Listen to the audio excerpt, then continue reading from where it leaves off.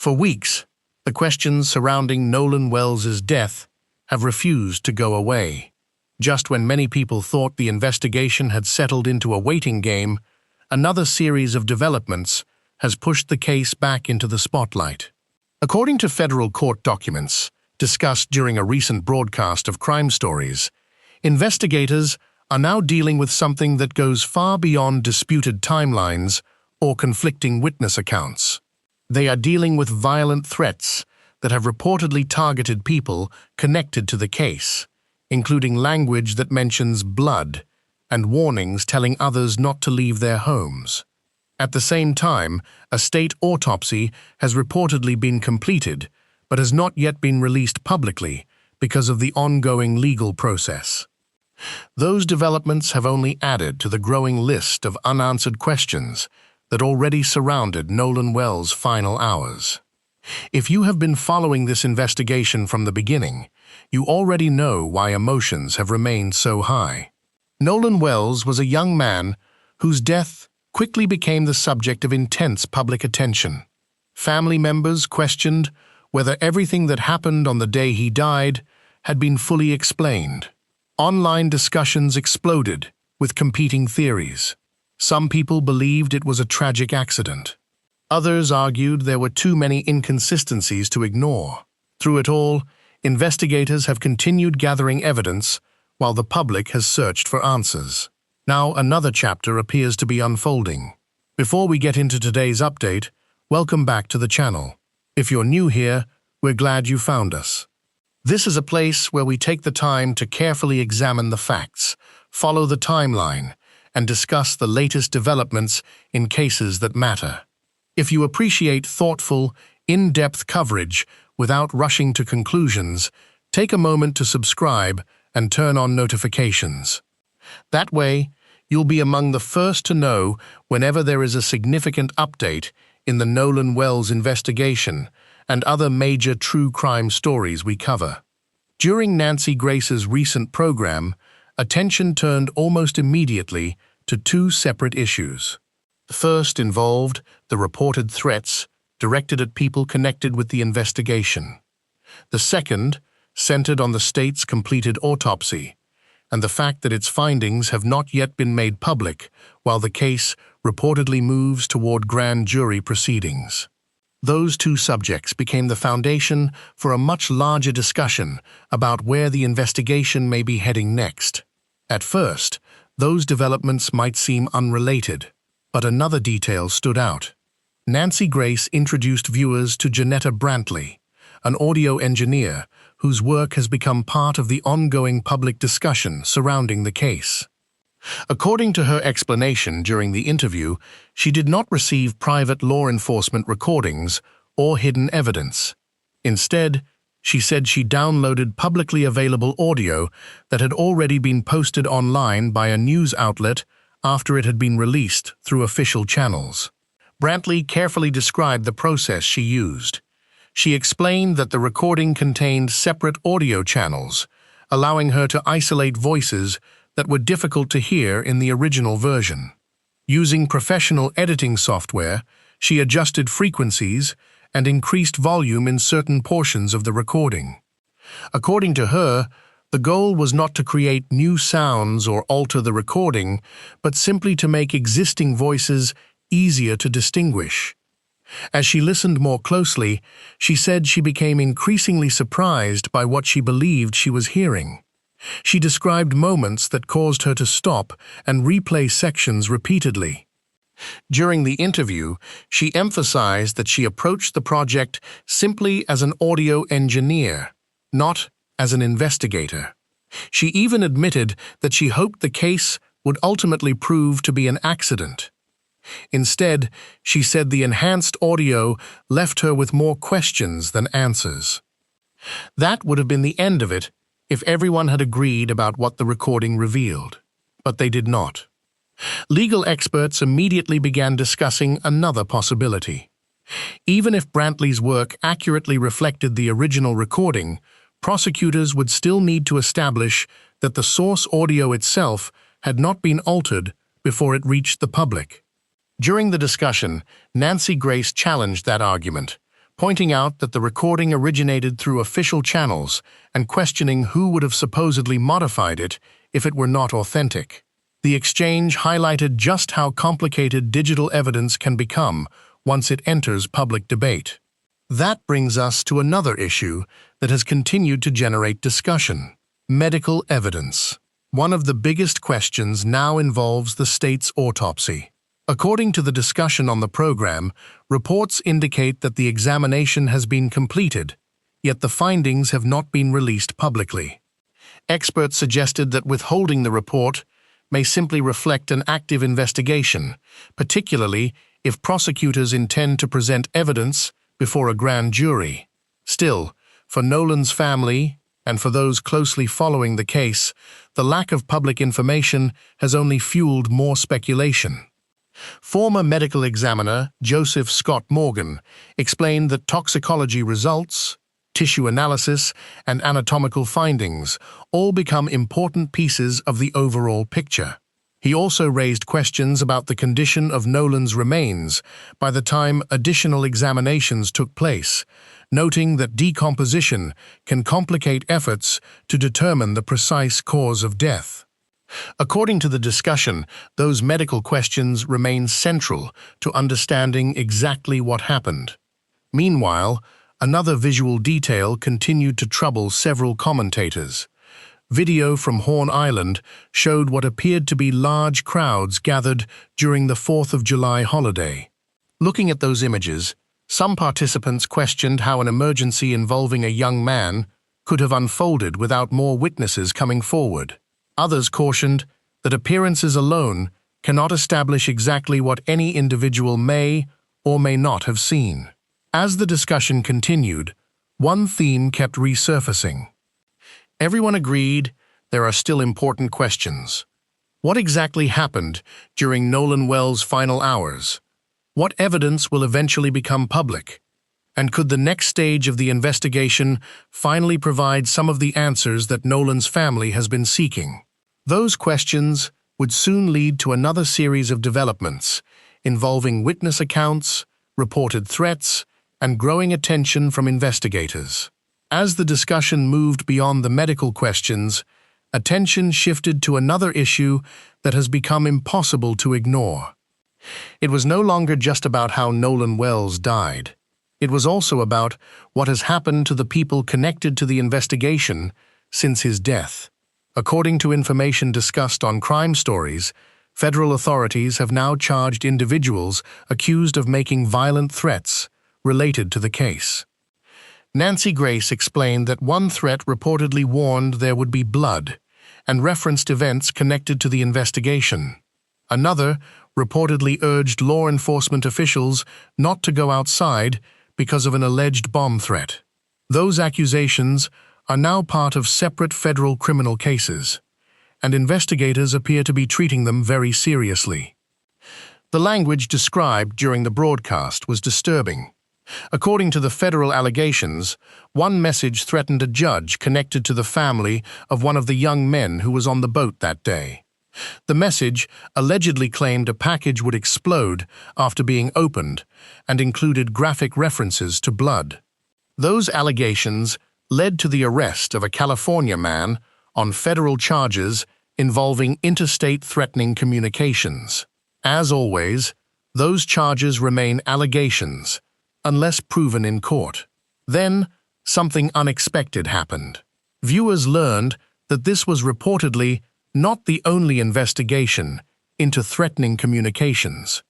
Nancy Grace also discussed another federal case involving an Ohio woman accused of repeatedly calling Mississippi government offices and allegedly making bomb threats connected to the Nolan Wells investigation. According to the program, prosecutors charged her with transmitting threatening communications in interstate commerce. Authorities have not suggested that these separate cases are connected beyond their association with the public attention surrounding Nolan's death. Those developments raised another important point. Threats are not limited to public officials.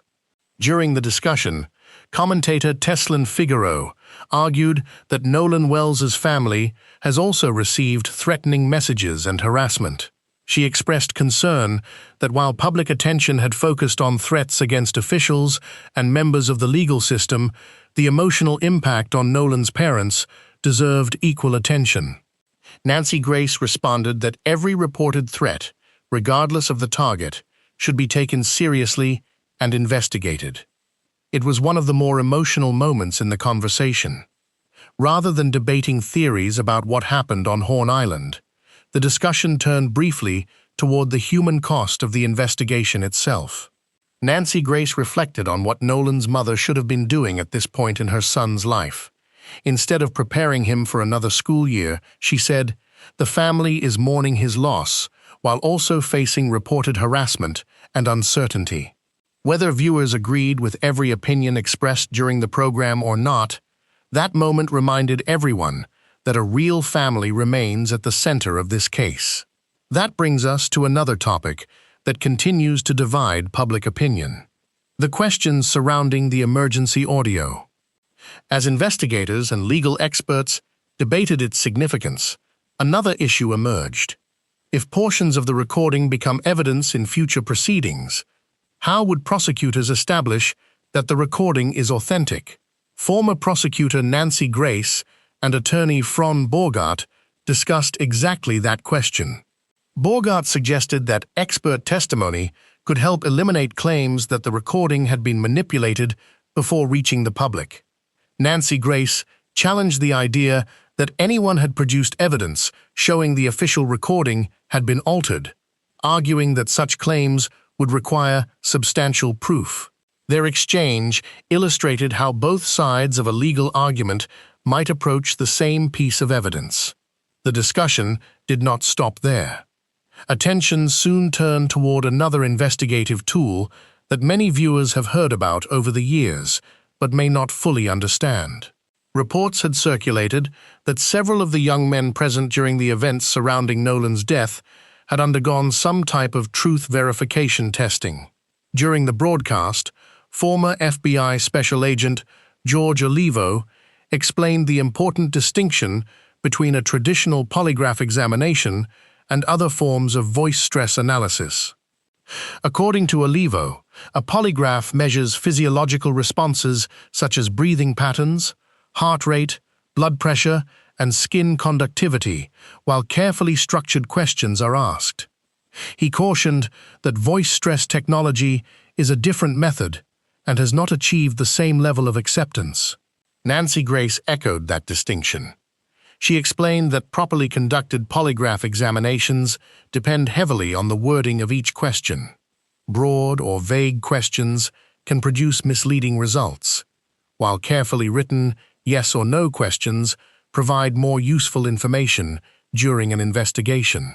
She also reminded viewers that polygraph results generally are not admitted as evidence in criminal trials, unless both sides agree beforehand. At first, that seemed like a technical discussion, but it pointed back to a larger issue. Many of the facts surrounding Nolan Wells' death remain disputed. Witness statements, audio recordings, medical findings, and investigative techniques all continue to be discussed publicly while officials work through the legal process.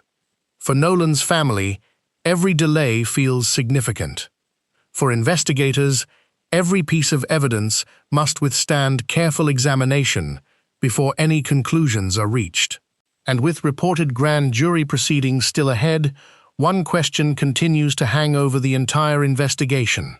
What evidence has investigators so cautious that key documents remain out of public view? As the broadcast drew toward its conclusion, the conversation returned to the question that has followed this case from the very beginning. What, if anything, has investigators convinced that more work still needs to be done? No one on the panel claimed to have a final answer.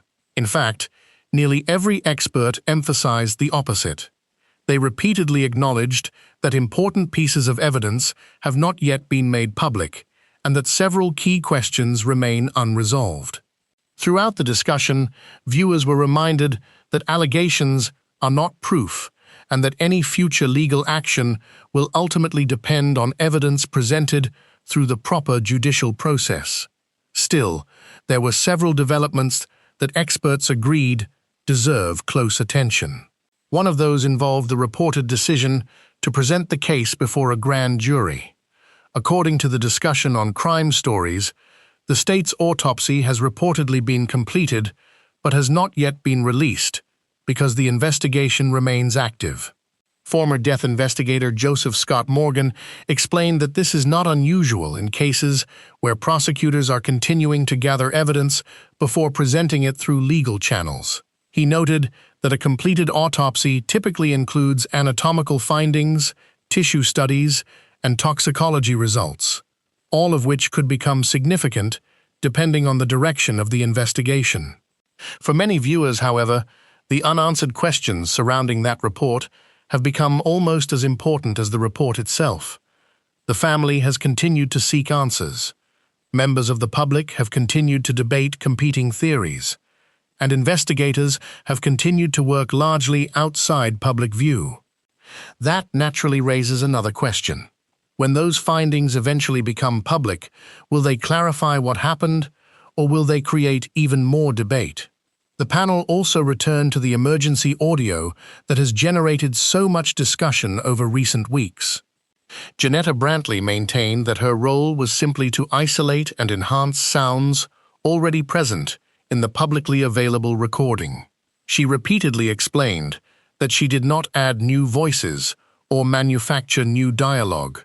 According to her account, the software merely allowed certain portions of the recording to become easier to hear.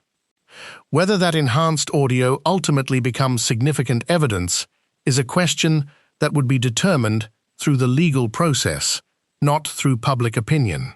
Legal experts stressed another important point. Even if investigators believe evidence is compelling, every conclusion must still be supported in court. Witness testimony, physical evidence, medical findings, digital records. Those pieces must fit together before prosecutors can confidently present a case. That careful process may feel slow to families searching for answers, but it exists to ensure that conclusions are based on evidence rather than speculation. Another topic that received considerable attention involved the reported behavior of those who have followed the case online. Nancy Grace made it clear that threatening judges, law enforcement officers, witnesses, or members of Nolan Wells' family does nothing to help uncover the truth. According to the federal allegations discussed during the broadcast, authorities have already brought charges in connection with multiple threatening communications related to this investigation. She argued that every reported threat should be investigated regardless of who receives it. That message resonated with several guests. No matter where someone stands on the unanswered questions surrounding Nolan's death, the legal system depends on investigators, witnesses, experts, and families being able to participate without intimidation.